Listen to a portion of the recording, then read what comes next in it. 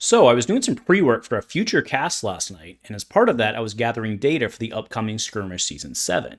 And after I added everything up, I realized that this Skirmish season has the potential to be an absolute bloodbath for the format in terms of living legend retirements.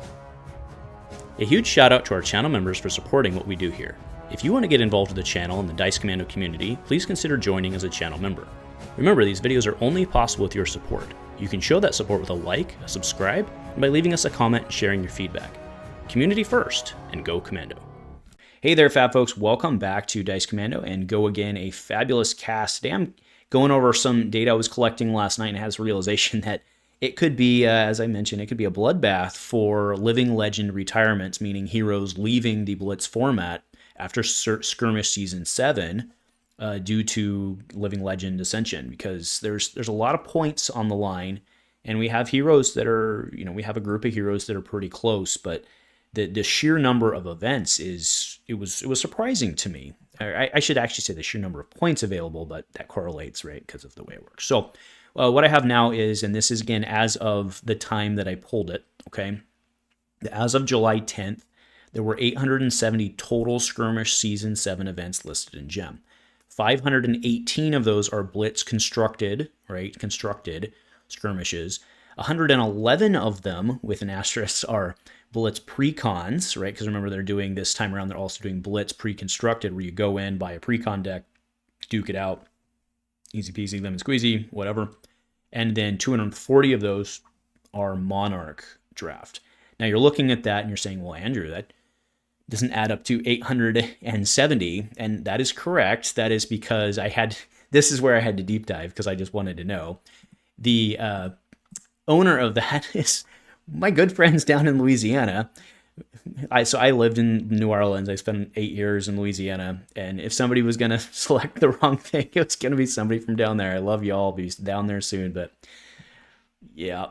Yep, you know those good old boys, right? So yes, they have theirs listed as sealed deck, right? So the real way to read this is that there's 112, okay, Blitz Precon. But the rest of that doesn't matter. I just thought it was funny. What does matter for the point of this conversation is the fact that there are 518 Blitz skirmishes at 2 points apiece.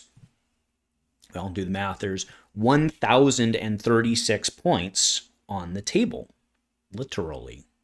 Figuratively, because the points aren't on the table, but we play on a table. All right, so that's a lot. So let's go ahead over to the scoreboard, right, as we see it right now, and look at where the heroes are at. And of course, we'll keep in mind who. Now, again, we have the announcement of the change to the format for that in terms of the sideboarding experiment. That's all well and good, but we have to go off who's tier 1 now.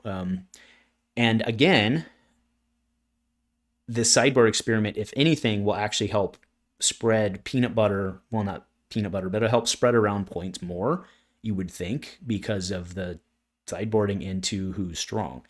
So those who are strong, we're looking at Kano, Chane, Kassai. So Kano is at 337 with 163 points remaining. You have Kassai at 220 points remaining. You have Chane at 247 points remaining. Dash is at 329 remaining. So, I mean, those are a long ways away, but when you have, again, 1,000 points out there, 1,000 plus points out there, those can go pretty quick. Now, I want to put something in context that, remember, you don't hit 1,000 and then stop gathering them, right? You can go well past the finish line. So Kano could potentially finish with 600 some points or something like that with how many are available. Remember that, again, this is over a 3-week period, and it's only a 3-week period. So you have very little time for the meta to adjust to each other within it. And again, it's Blitz. People could kind of win or not. But realistically, again, if you just look at the sheer number of points and you consider that, like I said, with this experiment, I do think that you're going to potentially reduce the win rates of the tier 0 heroes, tier S heroes, whatever the kids call them these days. That's what people are going to be sideboarding into, and then logically it should reduce their wins, which means more spreading around of points. And that spreading around of points is interesting when you have a large pool of points, because, if there's 100 points and you get 2%, that's 2. 1,000 points and you get 2, that's 20, which doesn't necessarily hurt you here, but it could be enough to carry somebody into range, right? So if you really look at this, basically anybody who's kind of above, what, 250, maybe even I don't think Briar will, but you could potentially have 2 or 3. And granted, I realize we LL'd 2 last time, and that was with far less points. Now they were a lot stronger, I think, than the current meta. But again, we could potentially lose 2 to 3 heroes. I mean, losing 3 heroes out of a format, even something like Blitz, that's big, right? That's big. So I do think, again, there's not much more to go through here. I am curious to know what you all think about kind of the situation. I mean, I completely acknowledge that just because there's more points available, you don't have to stop at 1,000. Doesn't mean it's going to force others to.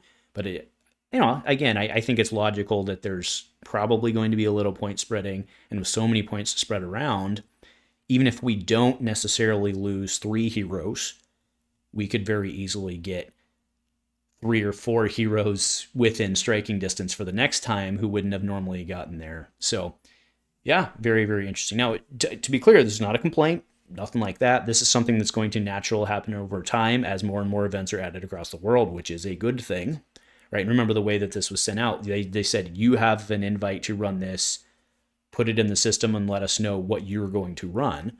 And I'm sure that they controlled that to a certain degree when they did their probably second release or second offering to stores, but stores by and large got to choose. So they had, I'm sure, limited control of exactly what the breakdown was going to be. But yeah, 1,000 some points on the table. It's a lot, right? So we could potentially see some heroes do some damage, or some damage done to heroes, I should say. So, I mean, did Dorinthea even make it? Probably not. But maybe. I think more people are on Prodigy right now, but who knows? Let's not go down that rabbit hole. I just thought it was really interesting. I wanted to share that data. We could potentially lose or get close to losing several heroes. So anyway, that's it. Let me know what you think, folks. Nothing else. Go Commando.